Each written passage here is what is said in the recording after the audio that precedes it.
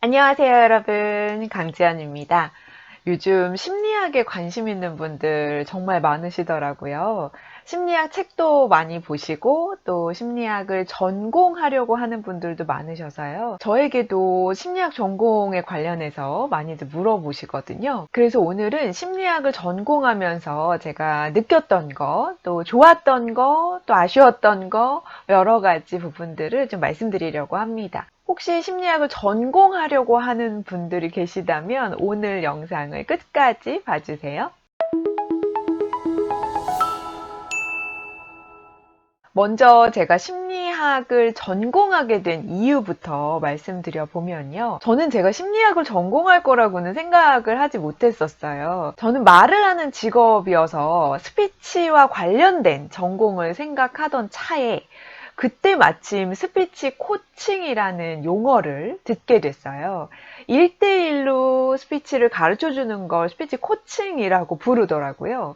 다른 말들도 많은데 스피치 훈련, 스피치 트레이닝 여러 가지 말들이 있는데 저는 그중에 스피치 코칭이라는 말이 저에게는 좀 와닿았습니다. 그래서 코칭이라는 걸 좀 배워봐야 되겠다라고 생각을 하고 코칭 수업을 들어봤어요. 그랬더니 재밌는 거예요. 성향에 대해서도 배워보고 다양하게 심리학 관련된 수업을 들어봤더니 재밌기도 했고요. 또 그걸 가르쳐준 분이 마침 코칭 심리를 전공한 분이셔서 지금의 저의 지도 교수님께 소개를 시켜주셨어요. 아주 우연한 기회로 교수님을 뵙게 됐고요. 전공에 관련해서 여러 가지 물어도 보고 또 교수님도 저에게 물어보시고 이런 면접 아닌 면접을 거쳐서 실제 지원을 하게 됐고 면접을 보게 됐습니다. 심리학에도 세부 전공들이 꽤 많은데요. 저의 전공은 코칭 심리입니다. 제가 공부했던 광운대학교는 산업심리학과 내에 다양한 심리 전공들이 있어요. 산업 및 조직 심리, 코칭 심리, 상담 심리, 인지 심리, 소비자 심리까지 다양한 심리 전공들이 있는데요. 그 중에서 저는 코칭 심리를 전공한 거죠. 심리학 전공을 하겠다 라고 생각을 하셨다면 세부 전공을 한번 선택해 보시고 세부 전공에 대한 정보를 한번 열심히 좀 검색해 보셔서 그 전공에 대해서 좀 파악을 많이 하고 그리고 입학을 하는 게 저는 제일 좋다고 봐요. 왜냐하면 막연하게 이거 한번 해볼까 해서 전공한 분들은 중간에 힘들어하기도 하고 포기하기도 하거든요. 여러분들도 전공하려고 한다 그러면 세부 전공을 정해서 다양한 정보들을 먼저 좀 알아보는 거 요것부터 하시면 좋겠습니다. 나는 이제 결정을 했다. 이제는 지원을 하고 면접 준비를 해야 된다 라고 하는 분들께 팁을 좀 드리자면 심리학 전공과 관련된 면접에서는 반드시 나오는 질문이 있습니다. 바로 통계를 할 수 있느냐 라는 질문이에요. 통계 프로그램을 잘 다루는 것이 무엇보다 중요한데요. 왜냐하면 심리학은 과학적인 근거를 가지고 연구하는 학문이기 때문에 통계 프로그램을 직접 활용하기도 하고 모든 논문에 들어있는 통계를 이해하기 위해서는 무엇보다 통계에 대한 지식이 중요합니다. 그런데 저는 실제로 통계를 하지 못하고 통계 프로그램이 뭔지도 몰랐었거든요. 그런데 제가 열심히 뒤적뒤적 해보니까 제가 학부 시절에 자연과학대학 소속이라서요. 통계 수업을 들었더라고요. 물론 학점은 좋지 않았지만 그 통계를 들었다는 걸 열심히 면접에서 이야기했었고요.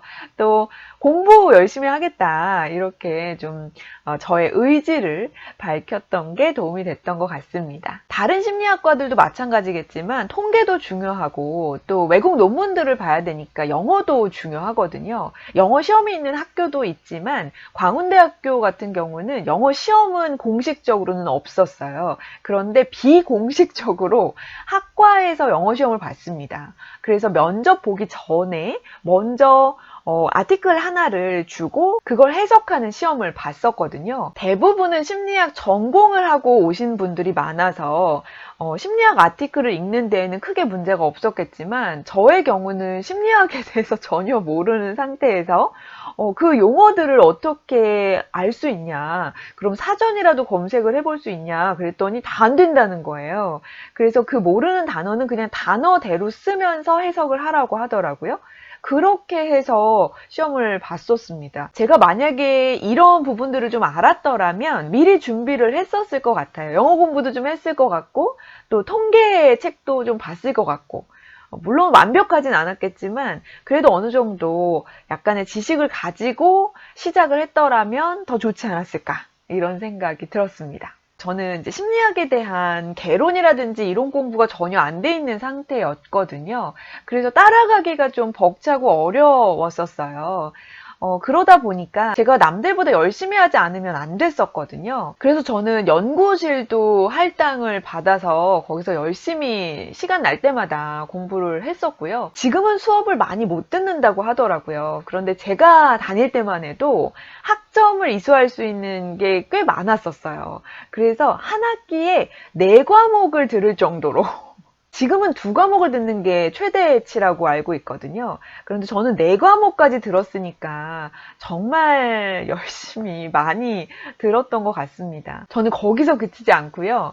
야간대학원 교수님들께 찾아가서 혹시 이 수업을 들을 수 있냐고, 청강할 수 있냐고 여쭤보고 여러 수업들을 청강을 했었어요. 그래서 거의 한 학기에 5-과목을 수업을 들었거든요. 그걸 다 소화했느냐? 그때는 열심히 들었던 것 같아요. 물론 지금은 기억 속에서 좀 다 날아갔지만 그때만큼은 정말 열심히 공부했던 기억이 납니다. 그렇게 제가 많은 수업을 들으면서 가장 기억에 남는 강의를 꼽자면 저는 발달심리 수업이 정말 재밌었고요.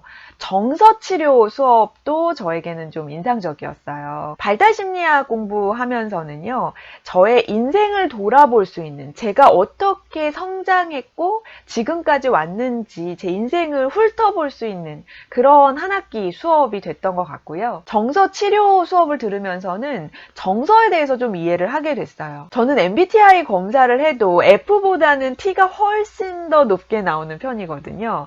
그러다 보니까 정서에 대해서 약간 좀 부족하다라는 생각을 늘 가지고 있어요. 저의 감정 조절이라든지 다른 사람의 마음을 공감하는 거라든지 이런 부분들을 지금도 계속 생각하고 노력하고 있는데 참 쉽지 않거든요. 이런 부분들의 기초를 다졌던 그런 수업이었던 것 같습니다. 가장 힘들었던 점은 통계예요, 통계. 정말 처음부터 저의 발목을 잡았었는데요. 저희 과정에서는 통계 수업이 기초 통계와 고급 통계로 나눠져서 2학기 수업을 듣게 되었었어요. 기초 통계 수업을 들을 때는 정말 하나도 못 알아듣겠더라고요. 그래서 석사 과정생을 무작정 쫓아가서 나를 좀 가르쳐 달라. 내가 너를 도울 수 있는 게 있으면 도와주겠다. 열심히 부탁을 하고 밥도 사고 그러면서 통계를 나머지 공부하듯이 정말 밤에 밤늦게까지 새벽까지 공부했었고요. 그걸 통해서 1학기는 물론 폭망하긴 했지만 그래도 열심히 했다. 그리고 교수님께도 열심히 찾아가서 질문하고 이런 열심히 하고 있다는 걸 좀 어필했었어요. 그리고 나서 다음 학기에 고급 통계를 배울 때는 갑자기 제가 제 동기를 가르쳐주고 있는 거예요. 제가 정말 부족했던 그 통계에서 나아지는 모습을 보니까 야, 진짜 이게 공부하면 되는구나 라는 것들도 알게 됐습니다. 그렇지만 가장 힘들었던 그런 시간이 아니었나 싶어요. 제가 심리학 공부하면서 가장 좋았던 거는요, 일단 저에 대해서도 많이 돌아보고 알게 됐고요. 또 다른 사람을 보는 시각도 좀 달라졌어요. 아무래도 코칭 심리가 긍정 심리학과 맥을 같이 하다 보니까 긍정적인 방향으로 또 사람을 성장시키고 그 사람의 잠재력을 발견하는 그런 관점으로 사람을 보다 보니까 그 전과는 확실히 좀 달라졌다는 걸 느꼈고요. 그게 가장 좋은 점이라고 할 수 있고요. 또 저는 좀 운이 좋고 인복이 많아서 주변에 좋은 분들이 많아요. 그런데 저랑 같이 공부했던 동기들도 정말 그 동기들이 아니었으면 제가 공부를 끝까지 마치기 어려웠을 거고요. 또 같이 공부했던 선후배들 정말 많은 도움을 지금도 받고 있기 때문에 같이 공부하는 사람들이 얼마나 좋은 영향을 발휘하느냐에 따라서도 다른 것 같아요. 제가 박사과정을 시작하면서 자기소개를 할 기회가 있을 때마다 했던 얘기가 휴학하지 않고 열심히 공부하겠습니다 였었어요. 왜냐하면 저는 석사를 5년 동안 했었거든요.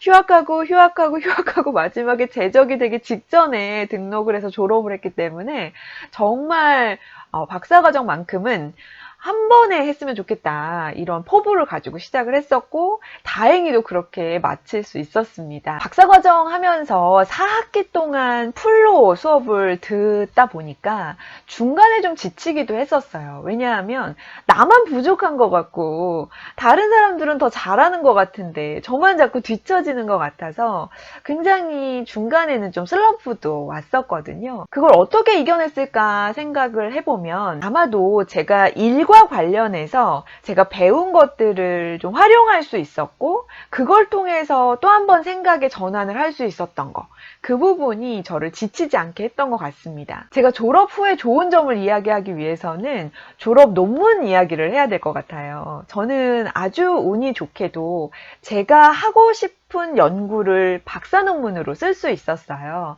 근데 이게 쉽지는 않거든요. 내가 하고 싶은 연구가 박사 논문으로 적절하지 않을 수도 있고 시간이 너무 많이 걸릴 수도 있고 여러 가지 어려움들이 생길 수 있는데요. 저는 다행히도 제가 하고 싶은 연구를 박사 논문으로 쓸 수 있어서 그 논문을 쓰고 졸업한 이후에 바로 그와 관련된 책을 출간하자는 의뢰를 받았고요. 그 의뢰를 받고 책을 쓰다 보니까 제가 연구했던 것들을 다 책에 녹일 수 있었어요. 그렇게 뭔가 연계가 된다는 점이 저는 가장 좋은 점으로 꼽습니다. 그래서 만약에 여러분들도 가능하시다면 내가 하고자 하는 연구를 논문으로 쓰셔서 졸업을 하시면 그게 결국에는 가장 좋은 점이 아닌가 싶습니다. 전국대학원이라는 사이트를 찾아보니까요. 거기에 대학원과 관련된 다양한 통계 자료들, 정보들이 있는데요. 그 중에서 제가 본 거는 박사학위를 받는 사람들이 1년에 15,000여 명 정도가 되더라고요. 최근 들어서는 점점 더 많아져서 16,000명, 7,000명까지 이르렀어요. 그 중에서 전공들을 좀 찾아보니까 경영 경제 관련된 전공이 1,000여 명에 이르고요. 의학 박사들도 1,000명 정도, 또 교육학과 관련된 전공들도 1,000여 명 정도, 굉장히 많죠. 그 중에 심리학 박사를 찾아보니까 150명 정도더라고요. 1년에 150명 정도가 박사학위를 받는 거니까 정말 희소하다고 볼 수 있죠. 제가 받았던 2018년을 찾아보니까 130여 명 정도 되더라고요. 그 중에 한 명이었으니까 정말 뿌듯하다라는 생각도 들고요. 저의 앞으로의 계획은 계속해서 제가 연구하고자 하는 부분이 커뮤니케이션 관련된 내용이고요. 또 1대1로 코칭을 하면서 많이 느끼고 접하는 부분들, 그리고 학문적으로 연구했던 것들을 모두 다 접목해서 계속 사람들에게 알려드리고 또 그 알려드리는 방법이 강의가 됐든 책이 됐든 이렇게 유튜브가 됐든 어떠한 방식으로든 나눌 수 있는 만큼 나누고 싶다. 이런 생각이 듭니다. 심리학 박사에게 기대하는 부분들이 있는 것 같아요. 제가 느끼기에는 내 마음을 좀 알아달라. 나를 좀 이해해달라. 그런 부분들이 좀 큰 것 같아서요. 사람들을 좀 이해하고 사람들을 공감하려고 노력하는 그런 심리학 박사가 되려고 합니다.